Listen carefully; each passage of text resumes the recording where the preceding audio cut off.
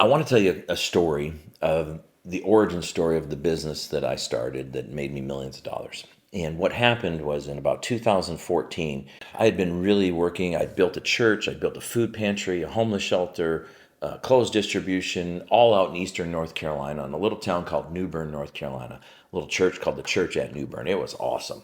We had a great time. It was my late wife and I had built this organization with a couple other families and a couple other groups. As we were going, I was on a trip one time with my two children, young kids at the time, like 3 and 1, and we were on our way to visit my family in Indianapolis. On our way from North Carolina to Indianapolis, that's like a 12-hour ride with two little people.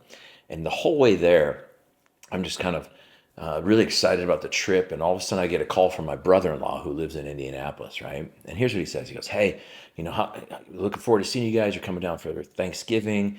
What's our other buddy Nate up to?" So my good friend Nate that I'd known for 20 some years still lived in Indianapolis. Like, well, let me send you this video. You're not going to believe what he's got going on. He's like, "You're coming in. It's kind of heavy flu season, but you should see what Nate is up to." So my brother-in-law sends me this video of my now business partner, and it's this video of him like in a hospital, and he's talking about how he solved this issue with the flu, and he's got a disinfectant product that you put it on surfaces and it takes care of those issues. And it just kind of hit me because for 6 to 8 months I had been praying and meditating on one thing. I was reading this story in the Bible, and it's about David versus Goliath, right? Everybody knows the story. Little guy versus a giant, a literal giant, 10 foot, 15 foot tall, or whatever, taken out with one stone to the head, right? But in that story, David he has been told by Saul, King Saul, the king, that, hey, whoever kills this giant would be able to marry my daughter and be in the palace, right? Well, that was the prophecy or the word that had been spoken over David his whole life, that one day you'll be king and you'll be in the palace. So David recognizes this future, this what I would call almost like this convergence moment where his future is aligned with his present, right? So he says, this is what David says, "Can you say that again? Can you say what you just said again, Saul?" And Saul goes, "Yes, whoever kills that giant marries my daughter and has a place in the palace and is basically heir to the kingdom," right? So he's like, boom, I just want to make sure I heard what I thought I heard, right? So now my future that's been prophesied over me, the moment has arisen where it's converging and mending together with the opportunity to actually take it literally, potentially into my own hands and execute the vision, right?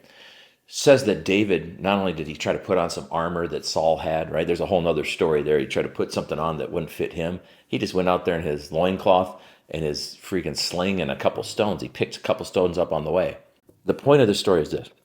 It says at that point, he closed the distance between him and Goliath for a couple of reasons. First off, it's hard to throw that stone real far with any accuracy, and it's hard to get any power behind it that's lethal if you the further you are away. So he ran towards his problem, right? Here's Goliath, this huge problem, but he knows behind the problem is his prophecy and his future. And my question at the time was, the revelation I got was, I need bigger problems to solve in my life. I don't have big enough problems that are big enough to propel me into the future and the destiny that I know I'm called to fulfill. Does that make sense? Sometimes you need to have bigger problems in your life. Many people are always looking for comfort or to have no problems in their life. I want a problem-free life. Well, you have a problem-free life, you have no destiny. The bigger the problem, the bigger the destiny. No problems, no destiny. So I recognized that in this story while I was praying and meditating for like 6 months. Essentially was this: give me my Goliath. God, I want my Goliath. What is my Goliath? Where is my Goliath? You know? And knowing that it's not going to be some 10 or 15 foot tall dude that I have to knock out with a stone that's blaspheming God and calling everybody out and saying everybody's a bunch of pussies and he wants to fight them, right? It's like, that's not probably what it's going to look like. But it's going to have that moment when I recognize the key factor. My future and my destiny is lined up with an opportunity to solve a problem and impact the future and come into my calling and my destiny. So I've been praying this for months. I'm on my ride up to Indianapolis. I get this video that comes over. I'm watching this guy, Nate, that I have known for 15 years prior to that, and he's solving this huge problem. And I'm like, that's a problem. Flu, how many people die from the flu every year? On average, it's about 80,000 people in the United States die from just the flu every year.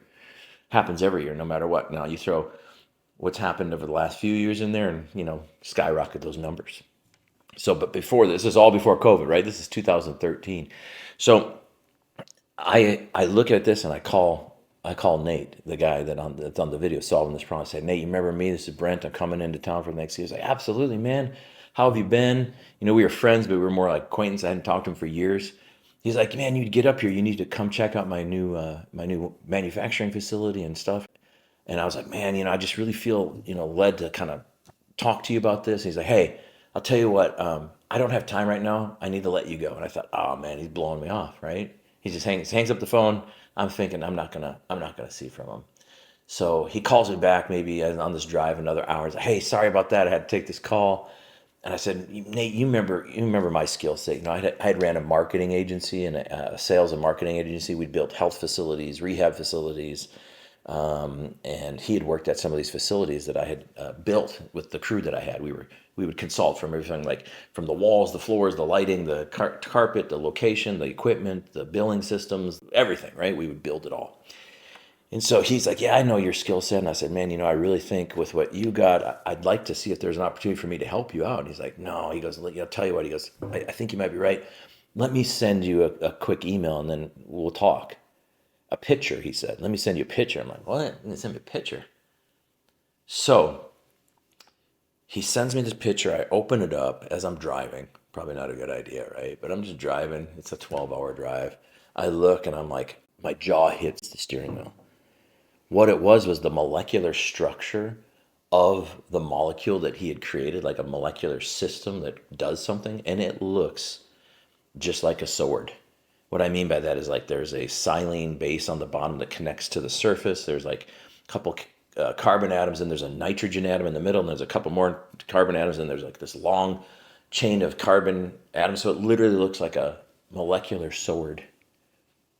And I'd been praying for 6 to 12 months probably about my Goliath. And right then I realized that's like the sword that David ended up ultimately taking Goliath's head off with, right? So not only does David hit Goliath with a stone, knock him down, he takes Goliath's own huge ass sword and lops off his frickin' head with it, right? So I'm driving, I'm like, that's the sword I've been looking for. Right? It's like a treasure hunt when you're praying and you're meditating, you're searching for problems to solve, and you realize your destiny's tied to the other side of a big problem. All of a sudden things come alive, like you're in Narnia or a movie. It's awesome. So I look at it, I'm just like, that's it. I got to meet this guy. As I'm driving to get there, I'm like, I've got to sit and talk with him. I don't think he realizes what he's got his hands on. I mean, if he does, I know that he doesn't, he wasn't having a lot of success marketing it and getting it out there. I'm like, that's what I'm an expert at. Let me go out and let me help him. So I sit down and talk with him. Before I sit down and talk, I'm still driving. And he goes, did you get that picture? I said, yeah, I got the picture. He goes, what do you think? I go, oh man, I've got so much to share with you, but let me call you right back. So I put it down and I'm like, I start praying. I'm like, God, I'm going to help him with this. How do I help him? How do I help him take this? And only thing I heard in my heart or my mind, it's hard to explain. It's like that little still small voice in your head, but it's you, but not you. It just said, under one condition, you help him. No exit strategy. Now, if you do any business at all, you know right away if you're going to be in business, you need to know how you're going to get in and how you're going to get out. An out is an exit strategy. Usually an out means you're going to build it up and then sell it off to somebody else, right? That's an exit strategy or a plan to just get out of that business and go on to do the next thing. And that's a smart way to do things. That's how many people make most of their money, right? They get 10x whatever the business is worth, and they take that money and they go retire or they start the next thing. So I'm like, man, I'm going to tell this guy I'm willing to help him, but only under one condition, and that's no exit strategy. I'm like, he's never going to go for it. He's a smart guy. So I call him back, and he goes, well, what do you think? I go, well, would you like my help? He said, absolutely. I think we could work well together. I said, I'd be happy to help you, but I only have one condition, and I'm going to say it, and you let me know what you think. He goes, before you say what your condition is, this is my partner, my now partner, Nate. He goes, there's only one condition I have, and if you're not acceptable to it, I can't work with you. I said, sure, fire, we'll exchange one deal killer, right, or red flag, or what do you want to call it? He goes, listen, I've only been given one mandate, and I didn't know by who, but I kind of had a good idea after he said it. He goes, I'll build this with you under one condition, and that one condition is that we have no exit strategy. And I was just like, I had to pick my jaw off the floor for the second time as I'm driving on this 12-hour trip. Needless to say, I'm like, I can absolutely agree to that. I never told him for months later that that was the same word that I had gotten in my mind, in my heart too, from God.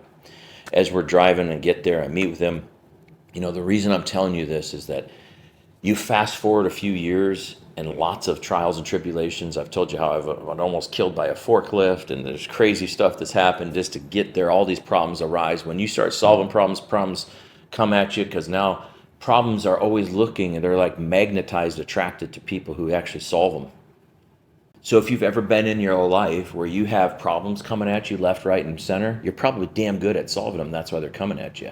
So if you're faced with tons of problems all the time, those problems know who to go to, right? So if you're a strong, masculine, faith-filled, God-fearing, love family, love your country, love people, you want to see the best in the world, guess where all the problems are? What door those problems are going to knock on?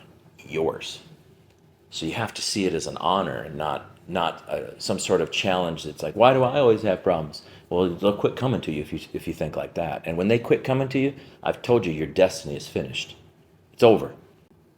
As soon as I met with him that day, the rest is history, as they say. But I would encourage you in this and anybody in this. Ask for your problem. Ask to see your destiny. Ask to see what problems are supposed to come in. Ask for your Goliath. And when that bastard comes, take its head off and solve it. And then some more will come your way. And that's the beauty of life, and that's the beauty of business. You are a problem solver, whether you know it or not.